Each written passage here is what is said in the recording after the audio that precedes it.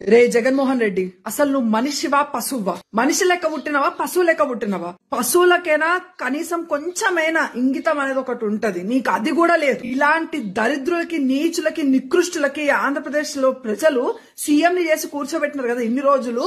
అరే ఆంధ్రప్రదేశ్ లో ఉన్న హిందువులారా సిగ్గులేచుకోండి ఇప్పటికైనా. మీరు ఎట్లాంటి వాళ్ళని, ఎట్లాంటి దరిద్రుల్ని, ముష్టి వెధవల్ని తీసుకొని వచ్చి సీఎం ని చేసి కూర్చోబెట్టారో అర్థం చేసుకోండి. ఎంత పవిత్రమైన ప్రదేశం తిరుమల. అలాంటి స్థలాన్ని కూడా భ్రష్టు పట్టించడానికి ఈరోజు అసలు ఇలాంటి వెధవలు, నికృష్టులు, చండాలు వచ్చి ఈరోజు రాజకీయాన్ని సర్వనాశనం చేస్తున్నారు. అందులో ప్రత్యేకంగా అసలు సనాతన ధర్మాన్ని నాశనం చేయడానికి వీళ్ళు ఎన్ని ఎత్తులైనా వేస్తున్నారు. తిరుమల తిరుపతి దేవస్థానానికి ఒక హిందూ ధర్మానికి చెందిన వ్యక్తిని చైర్మన్ గా చేసి ఇలాంటి నికృష్ట పనులకి తెరదీసింది వైఎస్ఆర్సీపీ. ఏమైంది రోజా? వెళ్తావుగా ఫోటో షూట్ల కోసం తిరుపతికి, సిగ్గు లేదా?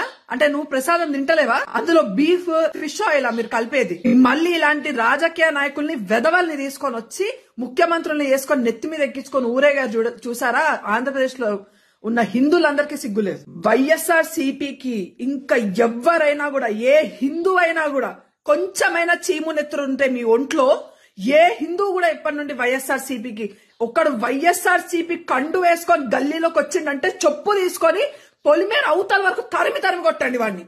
ఇంకోసారి జగన్మోహన్ రెడ్డి రాజకీయాలకు రాకుండా చేయండి. ఆంధ్రప్రదేశ్ లో ఉన్న హిందువులకి దమ్ము, ధైర్యం, చీము నెత్తురు కొంచెమైనా ఉంటే, అరే వాడి పుట్టుకంటే సక్కగా లేదురా, మీ బతుకులకి ఏమైందిరా దరిద్రులారా? దరిద్రుడు మన సంస్కృతి సంప్రదాయాల్ని మట్టిలో కలిపేస్తున్నాడు. ఎట్టి పరిస్థితుల్లో కూడా ఇలాంటి నీచమైన, నికృష్టమైన పని చేసిన జగన్మోహన్ రెడ్డిని వదలకూడదు. ఈ ధర్మాన్ని భ్రష్టు పట్టించడానికి ఉన్న ఈ రాజకీయ నాయకులు, ఇలాంటి వెధవల్ని అసలు రాజకీయంలోకి అసలు మీరు ఎంకరేజ్ చేయకండి. వాళ్ళకి ఓట్లేసి గెలిపించకండి. జంతువుల కన్నా హీనమైన బతుకువాడిది.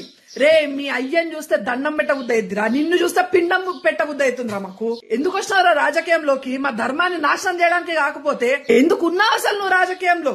ఎందుకు ఓట్లేసినారు అసలు వైఎస్ఆర్సీపీకి హిందువులు?